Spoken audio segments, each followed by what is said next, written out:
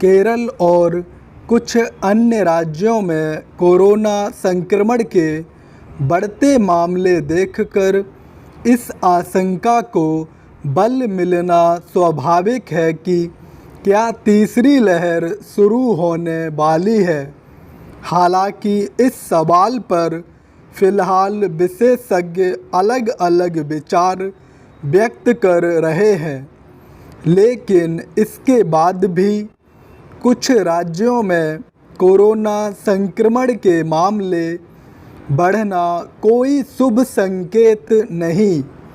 बीते कुछ दिनों से प्रतिदिन कोरोना संक्रमण के 40,000 से अधिक मामले सामने आ रहे हैं।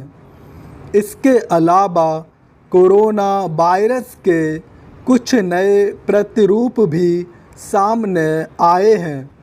हालांकि अभी उन्हें खतरनाक नहीं माना गया है, लेकिन इसका भरोसा नहीं कि वे कब संक्रमण को तेज़ी से बढ़ाने का काम करने लगें।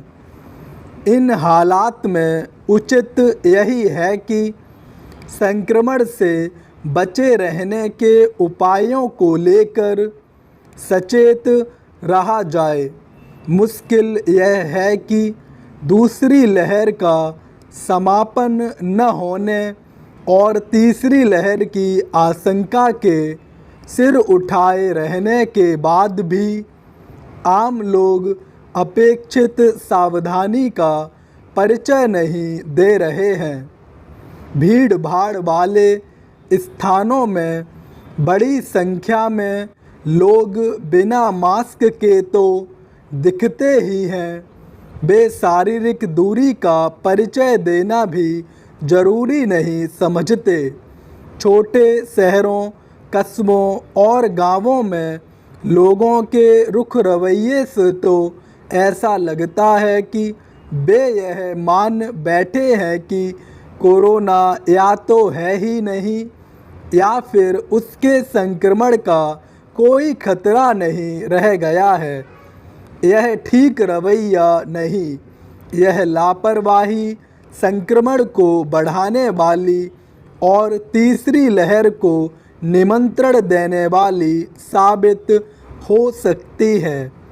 ऐसा न हो, इसके लिए राज्य सरकारों और उनके प्रशासन को सक्रियता दिखानी होगी। निसंदेह इसका यह मतलब नहीं कि वे ऐसी सख्ती बरतें कि उसके नतीजों में आर्थिक व्यापारिक गतिविधियों पर बुरा असर पड़े। ऐसा कुछ भी नहीं किया जाना चाहिए, लेकिन इसके साथ ही लोगों को आगाह तो किया ही जा सकता है। इसके अलावा ऐसी व्यवस्था की जा सकती है जिससे सार्वजनिक स्थलों और खासकर भीड़ वाली जगहों पर लोग कोरोना प्रोटोकॉल का पालन करें।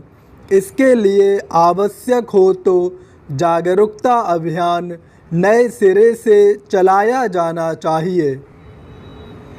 लोगों को कोरोना संक्रमण से बचे रहने के लिए आगाह करना इसलिए भी आवश्यक है क्योंकि एक तो स्कूल कॉलेज खुलने लगे हैं और दूसरे त्योहारों का सिलसिला शुरू होने वाला है।